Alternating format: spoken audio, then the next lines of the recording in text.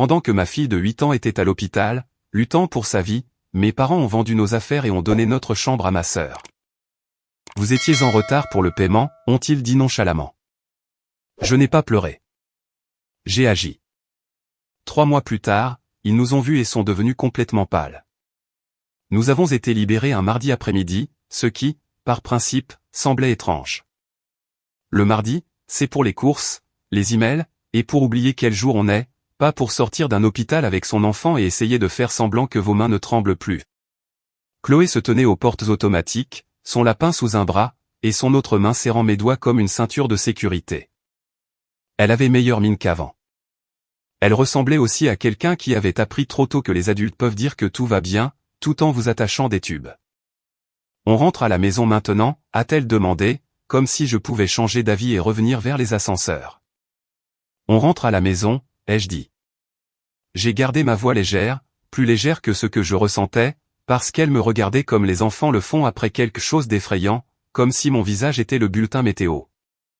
Dans la voiture, elle a regardé par la fenêtre, puis m'a regardé de nouveau, vérifiant.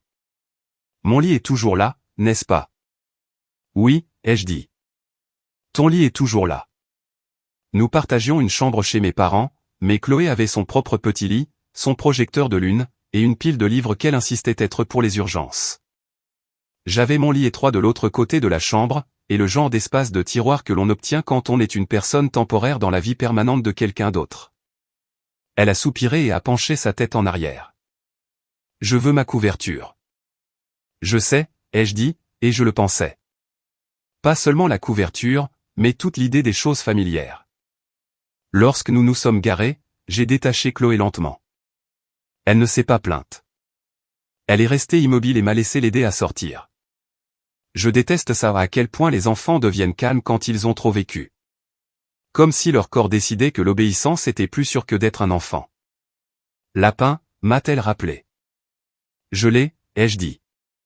J'avais le lapin, le sac de la pharmacie, le dossier, et mes clés. Cela me semblait suffisant à porter pour une seule personne. La porte d'entrée s'est ouverte avant que je puisse mettre la clé dans la serrure. Ma mère était là, avec un sourire qui semblait étudié, mais assez chaleureux pour passer inaperçu si on ne l'inspectait pas au microscope. Oh, ma chérie, a-t-elle dit, ses yeux allant directement à Chloé.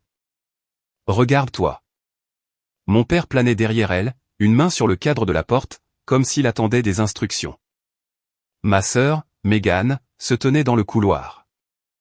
Son fils, Eden, était à côté d'elle, calme et observateur. Pendant une fraction de seconde, mon cerveau a fait la chose normale. Il savait que nous arrivions.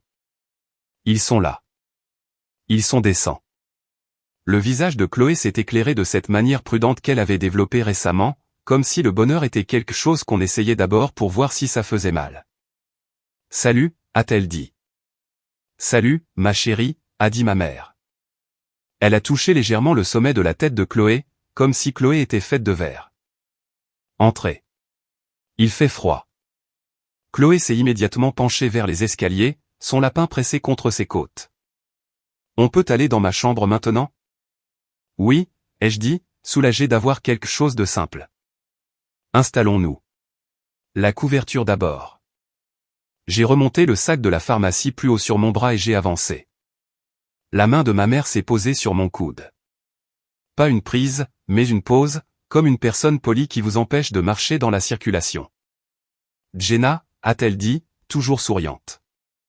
Avant de monter, avez-vous un endroit où dormir ce soir? Il a fallu une seconde entière à mon cerveau pour traiter la phrase. Quoi, ai-je dit?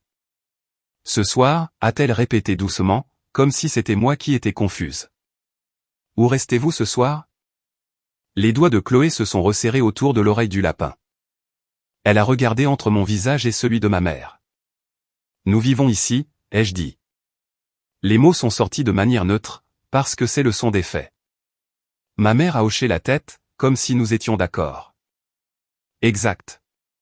Et à ce propos, voilà. Le petit changement dans son ton, vous n'allez pas aimer ça enveloppé de politesse. Mon estomac s'est serré. À propos de quoi? Ma mère a expiré doucement. Megan utilisait votre chambre.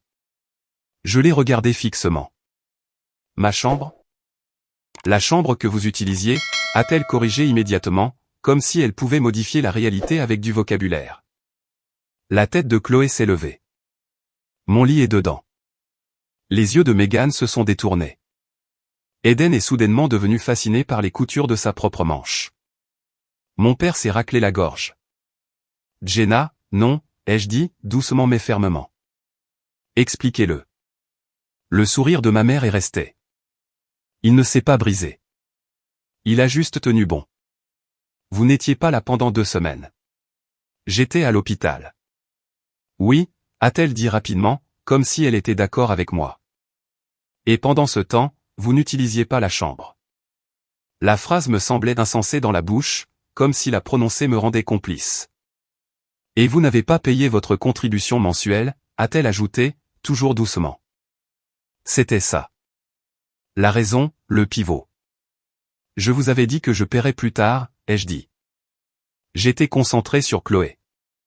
Je comprends, a dit ma mère, et la façon dont elle l'a dit m'a donné la chair de poule, car cela ressemblait à quelque chose qu'elle dirait à un caissier à propos d'un bon de réduction périmé. Mais nous ne pouvions pas laisser les choses vides. La voix de Chloé était faible. Nous ne sommes pas partis. J'étais malade. J'ai resserré mon bras autour d'elle sans réfléchir, réflexe de mère ours. Qu'avez-vous fait de nos affaires, ai-je demandé. Ma mère a cligné des yeux, comme si elle ne s'attendait pas à ce que j'aille si vite là-dessus. La plupart est emballée. Emballée où? Dans le garage, a dit mon père, comme s'il donnait des indications utiles. La plupart, ai-je répété, car ce mot était coincé dans ma gorge comme une pierre. Le sourire de ma mère a à peine bougé. Nous avons dû en vendre une partie. Chloé a cligné fort des yeux. Vendre mes affaires? Ce n'était pas utilisé, a dit ma mère nonchalamment, comme si c'était une chose normale à dire à un enfant tenant un dossier de sortie d'hôpital rempli de traumatismes. Ma bouche est devenue sèche. Qu'avez-vous vendu? Mon père a répondu comme s'il l'avait répété. La console de jeu, la tablette, les écouteurs. Chloé est devenue très immobile. Pas de larmes, pas de colère, juste un choc vide, comme si son cerveau s'était mis en retrait pour la protéger. Mes écouteurs, a-t-elle murmuré. Megan est intervenue, la voix rapide et enjouée, essayant de masquer le moment. Jenna, ce n'est pas comme si nous le voulions. L'argent était serré, et Eden avait sa caution à payer. La caution d'Eden, ai-je répété. Megan a hoché la tête, soulagée d'avoir une justification pour sa compétition. Non remboursable. Nous en avions besoin pour vendredi. Je l'ai regardé, puis ma mère. Alors, pendant que Chloé était à l'hôpital, vous avez vendu ses affaires pour payer pour Eden? Le sourire de ma mère s'est élargi d'une fraction, comme si elle était offensée par ma formulation. Vous avez manqué votre contribution. La main de Chloé a glissé dans la mienne, assez fort pour faire mal. Montrez-moi les cartons, ai-je dit. Nous sommes allés au garage. Le garage sentait la poussière et le béton froid. Des piles de cartons tapissaient un mur. Certains portaient le nom de ma fille, écrit en gros marqueurs, vêtements de Chloé, livre de Chloé, de la main de ma mère. Chloé a tendu la main et a touché les lettres du bout de 2 doigts. C'est mon nom. Je sais, ai-je dit. Derrière nous, ma mère a suivi comme si c'était une visite raisonnable. Nous avons gardé les choses importantes. Comme quoi, ai-je dit avant de pouvoir me retenir. Les choses qui n'ont pas de valeur de revente. La mâchoire de mon père s'est serrée. Le sourire de ma mère a vacillé. Puis il est revenu, plus lumineux, comme si elle venait de se souvenir qu'elle était censée avoir l'air gentille. Megan avait besoin d'aide, a-t-elle dit. J'ai tourné lentement la tête. Megan vivait ailleurs. Megan a levé le menton. Le loyer est cher. Un hôpital aussi, ai-je dit. Ma mère est intervenue en douceur, comme elle le faisait toujours quand les choses commençaient à devenir inconfortables. Jenna, a-t-elle dit, il n'y a aucune raison de transformer cela en confrontation. Je n'ai pas élevé la voix. Je n'ai pas bougé. Alors, ai-je dit, gardant mes yeux sur elle parce que Chloé était juste là, pendant que Chloé et moi étions à l'hôpital pendant 2 semaines, vous avez installé Megan et son fils dans notre chambre? Ma mère a fait un petit mouvement précis avec sa main. Non, a-t-elle dit. Pas exactement. J'ai marqué une pause. Nous avons installé Megan dans votre chambre, a-t-elle continué calmement. Eden est dans la chambre d'Amy. Il y a eu un instant où mon cerveau a essayé de comprendre pourquoi cette distinction importait. La chambre d'Amy, ai-je répété. Oui, a-t-elle dit, soulagée, comme si elle venait de corriger un détail mineur qui la dérangeait. Chloé a froncé les sourcils.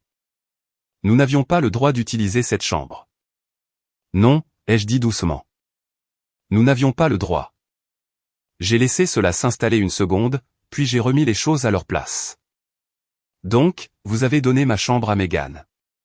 Vous avez donné la chambre d'Amy à Eden. Vous avez vendu les affaires de Chloé, et vous avez emballé le reste dans des cartons. Les épaules de ma mère se sont légèrement détendues, comme si elle était contente que nous ayons enfin mis les faits au clair. C'est exact, a-t-elle dit. Elle a incliné la tête, sa voix s'adoucissant à nouveau, comme si c'était la partie censée arranger les choses. Et c'est pourquoi j'ai demandé si vous aviez un endroit où dormir ce soir. J'ai attendu. Si vous n'en avez pas, a-t-elle continué, vous pouvez rester quelques nuits. Nous installerons le canapé. Ce n'est pas grave. Quelques nuits, comme si c'était un problème d'horaire, comme si nous avions égaré une réservation d'hôtel. La main de Chloé a glissé dans la mienne. Maman, a-t-elle murmuré. Où dormons-nous? J'ai regardé mes parents, ma sœur, les cartons empilés dans le garage avec le nom de ma fille écrit dessus de la main de ma mère, sur le canapé. J'ai hoché la tête une fois, non pas en signe d'accord, juste en signe d'acquiescement. D'accord, ai-je dit. Ma mère a souri, soulagée, comme si elle avait fait quelque chose de gentil. Voyez, a-t-elle dit, nous sommes flexibles. Je n'ai pas discuté. Je n'ai pas expliqué. Je n'ai rien dit d'autre. J'ai pris la veste de Chloé du crochet et je l'ai aidée à l'enfiler. Elle n'a pas posé de questions. Elle m'a juste laissé la fermer. Mon père a froncé les sourcils. Jenna, où allez-vous? Dehors, ai-je dit. Pour combien de temps, a demandé ma mère. J'ai marqué une pause, la main sur la porte. Je ne sais pas, ai-je dit. Et c'était la vérité. Dehors, l'air semblait plus vif qu'avant. Chloé est montée sur le siège passager lentement, prudemment, comme si elle avait peur de faire quelque chose de mal. J'ai démarré la voiture. Le moteur semblait trop bruyant dans la rue tranquille. Chloé s'est attachée et m'a regardé. On ne reste pas? J'ai secoué la tête. Non. Elle a hoché la tête une fois, absorbant l'information, puis s'est penchée en arrière contre le siège. D'accord, a-t-elle dit. On peut rouler un peu. Oui, ai-je dit. On peut rouler. Je me suis éloigné du trottoir. Dans le rétroviseur, la maison de mes parents avait exactement la même apparence que d'habitude. Je ne savais pas où nous allions. Je savais juste que nous ne retournerions pas là-bas. Megan a 2 ans de plus que moi, et dans ma famille, cela signifiait en quelque sorte qu'elle comptait plus. Pas de manière dramatique, comme dans un feuilleton. Mes parents juraient qu'ils traitaient leurs enfants de la même manière. Ils ne le faisaient juste pas. Cela se voyait dans les décisions toujours présentées comme pratiques. Les petits choix qui s'accumulent jusqu'à ce qu'on cesse de les appeler des choix, pour les appeler une habitude. Megan obtenait le réconfort par défaut. J'obtenais des attentes. Megan recevait des mots, ma chérie, viens ici. Je recevais des tu es forte. Tu t'en sortiras, ce qui ressemble à un compliment jusqu'à ce que vous réalisiez que c'est en fait une façon de se retirer sans se sentir coupable. Lorsque Megan a eu Eden, le favoritisme n'a pas cessé. Il s'est amélioré. Eden est devenu le petit enfant autour duquel mes parents planifiaient tout. Non pas parce qu'il était un prodige, ou parce qu'ils étaient des gens stricts en matière de sport. Au contraire. C'était toujours présenté comme amusant. Le grand truc d'Eden n'était pas de s'entraîner jusqu'à ce que vos genoux lâchent. C'était d'aller dans un endroit cool, comme les week-ends de baseball itinérants. Si vous n'avez jamais eu affaire au baseball itinérant, c'est en gros ceci, un groupe d'enfants en t-shirt assortis, des parents traînant des chaises pliantes, et des adultes faisant semblant de ne pas payer simplement pour des mini-vacances avec un peu de baseball en prime. L'équipe d'Eden en avait un qui arrivait dans une ville balnéaire. Pas un tournoi sérieux, pas une avancée de carrière, une ville balnéaire. Le genre d'endroit avec une promenade, des glaces trop chères, et des enfants courant en sandales, portant toujours leur maillot, car ils pensent que cela les rend importants. Eden n'arrêtait pas d'en parler. L'océan, la piscine de l'hôtel, le dîner d'équipe, l'idée de se réveiller quelque part qui n'est pas chez soi, et de pouvoir dire « nous sommes là pour le baseball ».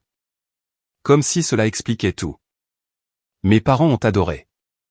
Ils ont appelé ça une opportunité, mais ce qu'ils voulaient dire, c'est « nous voulons qu'il passe un bon moment ».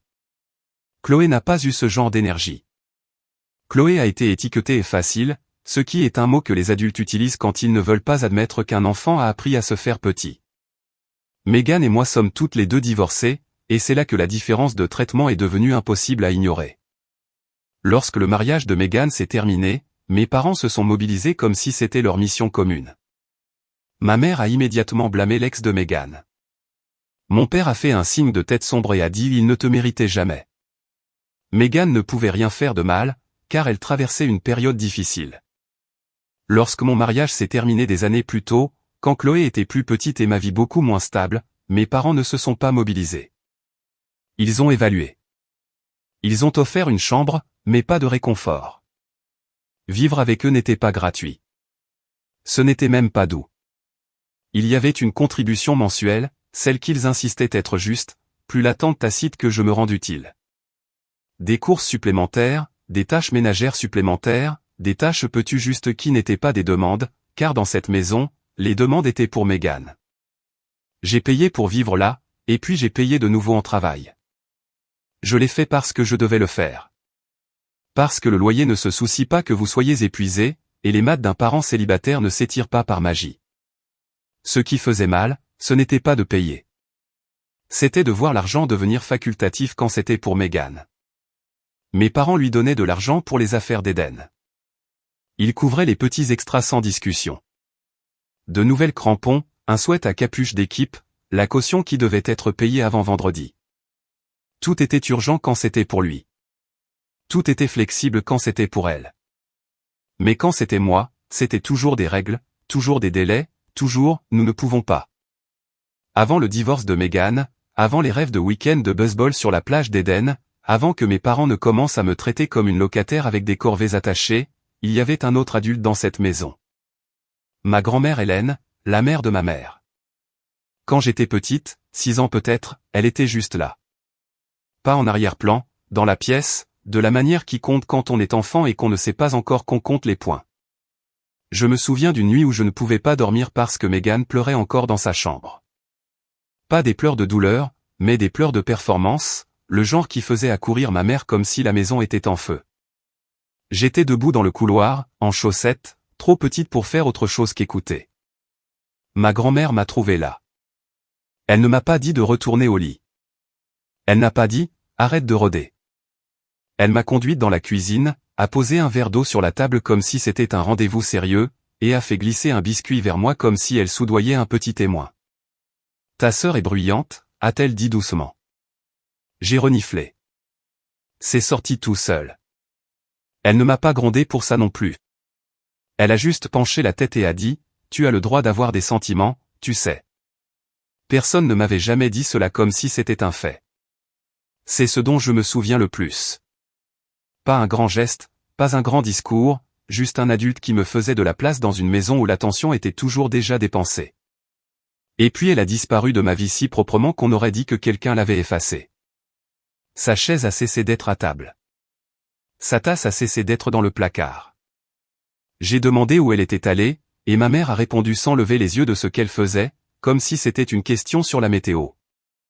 Elle est partie. C'était la première version. Après cela, les versions se sont multipliées. Elle était difficile. Elle était dramatique. Elle voulait toujours quelque chose. On ne pouvait pas lui faire confiance. Parfois ma mère insinuait de l'argent. Parfois elle insinuait une trahison. Les détails changeaient, mais la règle, non. Ne demande pas. Ne la regrette pas. N'en parle pas. Alors, je ne l'ai pas fait. Quand on a 6 ans, on ne discute pas avec la personne qui vous nourrit. On apprend juste quel sujet coûte trop cher. Vous ravalez le souvenir et vous vous dites que vous avez du mal comprendre ce que vous ressentiez à l'époque. Je savais qu'elle était en vie quelque part, à environ 1 heure de route. C'est tout. Un fait en marge de la carte familiale. Une personne que j'avais été entraîné à traiter comme une étiquette d'avertissement. Je ne savais pas où aller d'autre. C'était tout le problème. Pas où loger, pas quoi faire ensuite. Juste l'absence d'une adresse qui ne venait pas avec des conditions. Chloé était assise sur le siège passager, son lapin sous le bras, regardant droit devant elle, comme si elle ne me regardait pas, je n'aurais rien à expliquer encore. On reste quelque part, a-t-elle demandé. Oui, ai-je dit. Elle a attendu. Je suis juste en train de trouver où, ai-je ajouté. Elle a hoché la tête une fois, n'a plus posé de questions. C'est à ce moment-là que j'ai su qu'elle comprenait plus que je ne l'aurais voulu. J'ai roulé quelques minutes sans destination, juste en mouvement. Puis je me suis garé sur un parking et j'ai fait la seule chose que ma mère m'avait appris à ne pas faire. J'ai appelé ma grand-mère, Hélène. J'avais toujours son numéro. Je ne savais pas pourquoi je l'avais gardé. Une habitude, peut-être, ou la partie de mon cerveau qui refuse de jeter les issues. Cela a sonné 2 fois. Bonjour. Sa voix était calme, pas suspicieuse, pas sur ses gardes. C'est Jenna, ai-je dit. Votre petite fille. Une pause alors. Jenna. Juste mon nom. Rien d'autre. Pas d'accusation. Non. Pourquoi maintenant?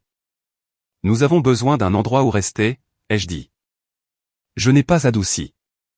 Je n'ai pas enjolivé. Où êtes-vous, a-t-elle demandé. Je lui ai dit. Venez ici, a-t-elle dit. Je serai à la maison. C'était tout. J'ai raccroché et je suis resté assise 1 seconde, les mains sur le volant, fixant le vide. Chloé m'a regardé. C'était ta grand-mère? Oui, ai-je dit. Elle est gentille. Je me souviens qu'elle l'était, ai-je dit. C'est tout ce que je sais. Nous avons roulé environ 1 heure. Chloé a somnolé par courtes périodes, se réveillant chaque fois que nous ralentissions, comme si son corps ne faisait toujours pas confiance aux transitions. Lorsque nous sommes arrivés, le bâtiment était petit et tranquille. Pas de drame, pas de luxe, juste là. Ma grand-mère Hélène a ouvert la porte avant que je ne frappe. Elle avait l'air plus âgée que dans mes souvenirs, et exactement la même dans les aspects qui comptaient. Ses yeux sont allés droit sur Chloé. Oh, a-t-elle dit doucement. Entrez. Pas de questions, pas d'hésitation. Elle s'est écartée et nous a laissé entrer, comme s'il était évident que nous appartenions là. Chloé a hésité près de moi. Ma grand-mère ne l'a pas approchée. Elle ne l'a pas bousculée. Elle a juste dit, le canapé est bien, et a posé une couverture, comme si elle avait déjà décidé que Chloé restait. L'eau est apparue, puis le silence. Chloé s'est recroquevillée sous la couverture sans qu'on lui dise. Le lapin sous son menton. Elle n'a pas dit merci. Elle n'en avait pas besoin. Ma grand-mère s'est assise en face de moi. Qu'est-ce qui s'est passé, a-t-elle dit. Pas pourquoi, pas qu'est-ce que vous avez fait, juste qu'est-ce qui s'est passé.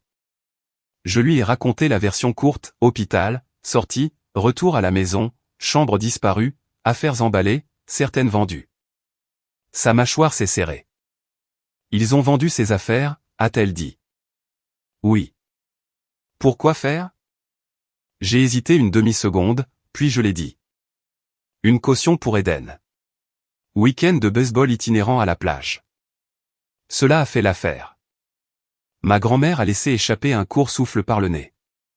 Pas un rire. Pas tout à fait de la colère. De la reconnaissance. Votre mère, a-t-elle dit. Chloé a légèrement bougé. Ils ont vendu mes écouteurs. Le visage de ma grand-mère s'est adouci instantanément. Je suis désolé, ma chérie. Chloé a hoché la tête, comme si elle ne se faisait pas confiance pour parler. Ma grand-mère s'est tournée vers moi. Elle vous a dit que je suis parti. Oui. Elle vous a dit pourquoi. Différentes raisons, ai-je dit. Selon le jour, ma grand-mère a hoché la tête. Je vivais avec vous quand vous étiez petite. Je travaillais. J'aidais. Puis je me suis blessé au dos. Je ne pouvais plus faire ce que je faisais. Je ne pouvais plus être utile. Elle n'a pas élevé la voix. Elle ne l'a pas dramatisé. Quand j'ai cessé d'être utile, a-t-elle dit, votre mère a décidé que j'étais un problème. Cette explication correspondait trop parfaitement pour être contestée. Elle est restée assise un instant, les mains jointes, regardant au-delà de moi Chloé, recroquevillée sous la couverture comme si elle essayait de prendre le moins de place possible. J'aimerais pouvoir arranger ça facilement, a-t-elle dit finalement. J'aimerais pouvoir vous donner de l'argent et vous dire de dormir. Je n'ai pas répondu, car il n'y avait rien à dire sans que cela ne devienne une performance. Ma grand-mère a expiré et s'est levée. Je n'ai pas d'argent comme ça, a-t-elle dit par-dessus son épaule, presque agacée contre elle-même. Pas de l'argent qui traîne, pas de l'argent qui résout votre vie en un jour. Elle a disparu dans sa chambre et est revenue avec une boîte en carton usé, du genre qui avait été ouverte et fermée trop de fois et qui refusait toujours de mourir. Mon mari gardait de vieux certificats, a-t-elle dit, en la posant soigneusement. Je ne m'en suis jamais occupé. La plupart ne valent probablement rien, mais je ne sais pas. Peut-être qu'il y a quelque chose ici qui aide, même si c'est juste assez pour vous stabiliser pendant un mois. Elle a jeté un coup d'œil à Chloé, puis à moi, comme si elle offrait cela à deux mains, sans aucune fierté restante. Je l'ai remerciée, car c'était la seule chose que je pouvais faire sans craquer. Cette nuit-là, après que Chloé se soit enfin endormie, lapin sous son menton, respirant de nouveau régulièrement, je me suis assise à la petite table, avec la boîte devant moi et mon téléphone à côté. J'ai ouvert la boîte et j'ai immédiatement compris une chose. Je n'avais aucune idée de ce que je regardais. Ce n'était pas des chèques. Ce n'était pas de l'argent liquide. Juste du vieux papier avec des noms d'entreprise. Certains me semblaient familiers. La plupart ne l'étaient pas. Alors, j'ai commencé à les chercher un par un. La plupart n'ont mené nulle part. Des entreprises qui n'existaient plus. Des noms qui menaient à des pages mortes ou à des forums de collectionneurs. Quelques-uns valaient techniquement quelque chose, mais rien qui ne changerait quoi que ce soit. Assez pour acheter des courses, peut-être. Assez pour être déçu. Puis j'en ai sorti un qui disait Apple Computer ONC. Je me suis arrêté, non pas parce que je connais la finance, mais parce que je sais ce qu'est Apple. J'ai vérifié le papier de nouveau, juste pour m'assurer que je ne le lisais pas mal. Il y avait une note attachée, fanée mais claire, 4 cents. J'ai cherché, m'attendant à quelques milliers peut-être, si j'avais de la chance. Assez pour une caution quelque part de pas cher. Assez pour respirer un mois. Ce n'est pas ce qui est apparu. Ce qui est apparu était une explication très simple. Les actions achetées il y a des décennies ne restent pas les mêmes. Au fil des ans, elles se multiplient. J'ai fait le calcul. S'il avait acheté l'équivalent d'environ 4 cents à l'époque, cela représentait 18 actions. Ces 18 actions s'étaient transformées en 4,32 actions. J'ai affiché le prix actuel. Je l'ai tapé. J'ai fixé le chiffre sur mon écran jusqu'à ce que mes yeux cessent d'essayer de le rejeter. 1 905 100 $. Je suis resté assise là une longue seconde, téléphone à la main, le cœur battant assez fort pour me rendre malade. Puis je me suis levé doucement et j'ai marché jusqu'à la porte de ma grand-mère. J'ai frappé une fois. Elle a ouvert immédiatement. Qu'y a-t-il, a-t-elle demandé. Je n'ai rien dit. J'ai juste tendu mon téléphone. Elle s'est penchée en avant, a plissé les yeux, puis s'est redressée lentement. Oh, a-t-elle dit, pas excitée, pas heureuse, juste stupéfaite. Parce que certains chiffres ne ressemblent pas à de l'argent tout de suite. Ils ressemblent à une porte de sortie. 3 mois plus tard, je me tenais dans une maison qui nous appartenait. J'avais toujours du mal à prononcer cette phrase sans ajouter mentalement pour l'instant à la fin. Les semaines après cette nuit-là se sont estompées d'une manière qui ne semblait pas tant dramatique qu'administrative. Des appels téléphoniques, des réunions, des formulaires, beaucoup d'attentes pendant que les gens confirmaient, reconfirmaient, puis confirmaient encore que, oui, les chiffres étaient réels et que, oui, tout était en ordre. Je ne me sentais pas chanceuse. Je me sentais suspicieuse. Chaque pas venait avec ce sentiment sous-jacent que quelqu'un allait me taper sur l'épaule et dire « Désolé, c'était un malentendu, mais personne ne l'a fait. Nous n'avons pas tout vendu. Nous n'en avions pas besoin. » Ma grand-mère était ferme là-dessus. Nous avons vendu une petite partie, juste assez pour un acompte, et avons laissé le reste tranquille. L'idée était la stabilité, pas le spectacle. La maison n'était pas énorme. Elle n'était pas tapa accent grave-l'œil, mais elle était solide, tranquille, le genre d'endroit où l'on pouvait fermer la porte sans avoir l'impression d'emprunter de l'oxygène. Chloé a choisi sa chambre en premier. Elle l'a choisie soigneusement, comme si elle avait peur que quelqu'un ne change d'avis si elle bougeait trop vite. Quand elle a finalement posé le lapin sur le lit et m'a regardé, elle a souri. Un vrai sourire, pas la version prudente qu'elle utilisait depuis l'hôpital. Celle-ci, a-t-elle dit. Hélène a emménagé avec nous sans cérémonie.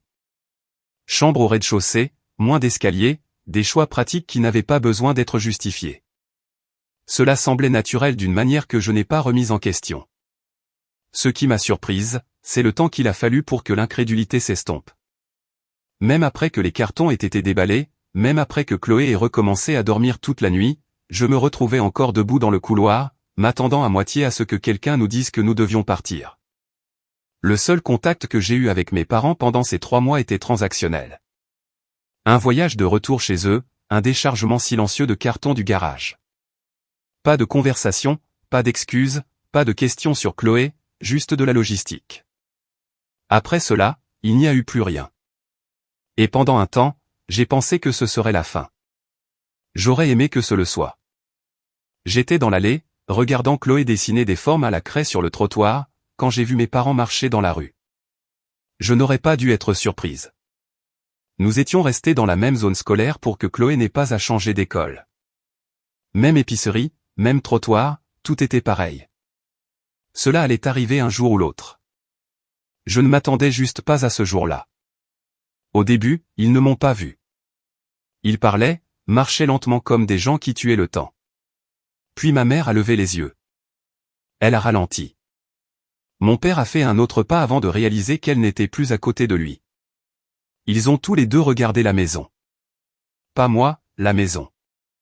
Je suis resté là où j'étais. Chloé a continué à dessiner, accroupie, complètement absorbée. Ma mère a traversé la rue en premier. Jenna, a-t-elle dit, incertaine maintenant. Que faites-vous ici? Salut, ai-je dit. Mon père a froncé légèrement les sourcils. Vous venez nous rendre visite? La question a atterri exactement là où elle aurait dû. Non, ai-je dit. Les yeux de ma mère ont de nouveau jeté un coup d'œil à la maison. Alors, vous louez? J'ai secoué la tête. Il y a eu un instant où aucun d'eux n'a parlé. Chloé a levé les yeux alors.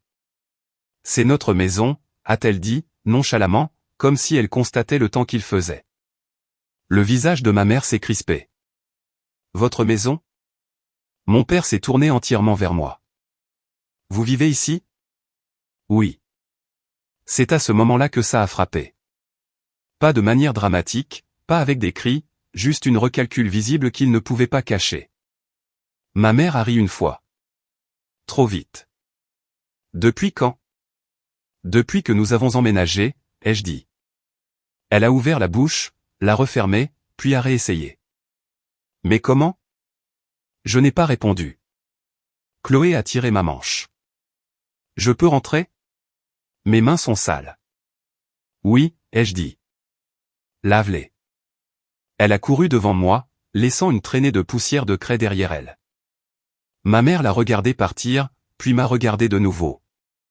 Jenna, qu'est-ce qui se passe? C'est alors que ma grand-mère est apparue dans l'embrasure de la porte derrière moi. Elle ne s'est pas annoncée. Elle est juste restée là. Ma mère a figé. Oh. La mâchoire de mon père s'est serrée. Alors c'est à cause d'elle. Non, ai-je dit. C'est à cause de vous. Ma mère s'est vite ressaisie. S'il y a de l'argent en jeu, cela nous concerne. Pourquoi, ai-je demandé. Parce que s'il y a un héritage, cela ne vous concerne pas, ai-je dit. Et ce ne sont pas vos affaires. Elle a souri, d'un sourire cassant. Ne sois pas dramatique. Ma grand-mère a parlé calmement et de manière définitive. Vous devriez partir. Ma mère s'est tournée brusquement vers elle. C'est entre ma fille et moi. Ma grand-mère n'a pas bougé. C'est aussi ma maison. Silence. Le trottoir est soudainement devenu très public. Le visage de ma mère s'est durci. Nous en parlerons plus tard. Non, ai-je dit, nous ne le ferons pas. Ils sont restés là une seconde de plus, puis se sont retournés et sont partis. Je les ai vus s'éloigner, la poussière de craie toujours brillante sur le trottoir, et je savais exactement une chose. Ils ne s'y attendaient pas, et ce n'était pas fini pour eux. 2 semaines plus tard, la lettre est arrivée. Je savais que c'était mauvais avant de l'ouvrir. Les enveloppes ne sont pas lourdes à moins qu'elles n'essaient de vous gâcher la journée. Je me suis assise à la table de la cuisine et je l'ai lu une fois. Puis de nouveau, il portait plainte pour abus financier envers une personne âgée, influence indue, affirmant qu'Hélène n'était pas capable de prendre des décisions, affirmant que je l'avais manipulée, affirmant que les actions Apple appartenaient à ma mère parce que c'était celle de son père. J'ai fixé cette ligne plus longtemps que le reste. Les actions Apple? Comment savait-il cela? Et combien savait-il? Mes mains tremblaient juste assez pour être agaçantes. Chloé me regardait depuis l'embrasure de la porte. On a des ennuis? Non, ai-je dit automatiquement, puis plus doucement. Nous allons parler à quelqu'un. L'avocate n'était pas impressionnée. Ces affaires arrivent tout le temps, a-t-elle dit, en scannant les documents. Les gens sentent l'argent et paniquent. Votre grand-mère est compétente. La documentation est propre. C'est de l'intimidation. Hélène a reniflé. Je vous l'avais dit. Pourtant, cela m'a secoué parce que ce n'était plus seulement une question d'argent. C'étaient mes parents qui décidaient que s'ils ne pouvaient pas me contrôler, ils essaieraient de me menacer légalement. À peu près au même moment, des messages ont commencé à affluer. Est-il vrai que vous avez pris l'héritage de votre mère? Vos parents s'inquiètent pour Hélène. Cela ne semble pas bon, Jenna. Campagne de dénigrement. Lancement en douceur. Je n'ai pas répondu. Je n'en avais pas besoin. La vérité n'exige pas de communiqué de presse. Puis Chloé a craqué. Elle est rentrée de l'école silencieuse un jour, s'est assise sur le canapé, et n'a pas touché à sa collation. Eden n'arrêtait pas de poser des questions, a-t-elle dit finalement. Quel genre de questions? Sur la maison? Sur l'argent? Elle a avalé. Je lui ai parlé des actions Apple. Mon estomac s'est serré. Qu'avez-vous dit exactement? Que cela venait de l'arrière-grand-mère. Que c'était beaucoup. Je n'ai pas dit de chiffres. Elle m'a regardé, les yeux se remplissant. C'est pour ça que grand-mère et grand-père sont en colère? Je l'ai prise dans mes bras. Non, ce n'est pas ta faute. Mais Chloé, ai-je dit fermement, les adultes sont responsables de ce que font les adultes, pas les enfants. Elle a hoché la tête contre mon épaule, tremblant toujours. Cette nuit-là, Hélène a pris une décision. Elle a transféré le reste des actions dans un trust, me nommant la seule bénéficiaire. Propre, verrouillé. Pas de place pour l'interprétation. Ils n'auront pas le droit de vous faire peur, a-t-elle dit. Ni à elle. J'ai dormi cette nuit-là pour la première fois depuis des mois. Le procès s'est dénoué plus vite que prévu. Pas de manière dramatique, mais d'une manière procédurale discrète. Mon avocate a demandé des documents. Des évaluations médicales ont été soumises. Des chronologies ont été exposées en langage clair. Puis les lettres ont cessé d'arriver. Pas de nouvelles requêtes, pas de suivi, pas de prochaines étapes. Une semaine a passé. Puis une autre. Quand j'ai demandé à mon avocate ce que cela signifiait, elle a dit que cela voulait généralement dire qu'il ne voulait pas continuer à insister. Après cela, le ton a changé. Ce qui avait été des accusations s'est transformé en malentendu. Ce qui avait été urgent est devenu vague, et finalement, il n'y a eu plus rien. Je n'ai pas laissé les choses en rester là. Après l'échec du procès, j'ai déposé une réclamation séparée, petite, spécifique, et très ennuyeuse sur papier, pour ce qu'ils avaient réellement pris. Les choses qu'ils avaient vendues pendant que Chloé était à l'hôpital. Pas des émotions, pas un traumatisme, pas des dynamiques familiales, juste des biens, un inventaire, des dates, des reçus, une liste d'articles avec des étiquettes de prix. Mon avocate m'avait prévenu que ce ne serait pas dramatique. Elle avait raison. Ça ne l'a pas été. Ils ont d'abord repoussé, pas agressivement, juste assez pour faire semblant d'être offensés. Puis les documents ont continué à s'accumuler et le semblant a cessé. Quelques semaines plus tard, le chèque est arrivé. Ce n'était pas une fortune. Quelques milliers de dollars, à peu près ce qu'ils avaient gagné en vendant la console de jeu de Chloé, sa tablette, ses écouteurs, et le reste des choses qu'ils avaient décidé qu'elle n'utilisait pas. Cela semblait presque insultant, compte tenu de tout, mais ce n'était pas le but. Quand je l'ai tenu dans ma main, cela m'a semblé réel, d'une manière que le procès n'avait jamais eue. J'ai assis Chloé à la table de la cuisine et je le lui ai montré. Ceci, ai-je dit, en tapant sur le papier, n'est pas un prix, elle m'a regardé. Alors, qu'est-ce que c'est? C'est une preuve, ai-je dit. Que ce qu'ils ont fait était mal, et que les gens n'ont pas le droit de vous faire ça. Elle y a réfléchi une seconde, puis a hoché la tête. Alors, ils ne peuvent pas le refaire. Non, ai-je dit, ils ne peuvent pas. La nouvelle s'est répandue. Pas à propos d'argent, pas à propos d'actions, pas à propos de chiffres, mais à propos de comportement, à propos de la vente des affaires d'une enfant pendant qu'elle était à l'hôpital, à propos du fait de chasser une mère célibataire en appelant cela de l'équité. À propos de la façon dont ma grand-mère avait été traitée des années auparavant quand elle avait cessé d'être utile. Pas d'annonce, pas de révélation, juste la façon silencieuse dont les gens cessent de répondre aux messages, cessent de vous inviter, cessent de vous défendre quand votre nom est mentionné. Mes parents ont arrêté d'appeler après cela, pas de manière dramatique, juste complètement. Les proches ont arrêté de chuchoter. Les questions se sont taries. Le bruit s'est estompé comme il le fait toujours quand il n'y a plus rien à justifier. Parfois, je me tiens encore dans la cuisine et je sens cette incrédulité vaciller. D'un garage plein de cartons à ceci. D'un canapé offert comme charité à une porte d'entrée que je contrôle.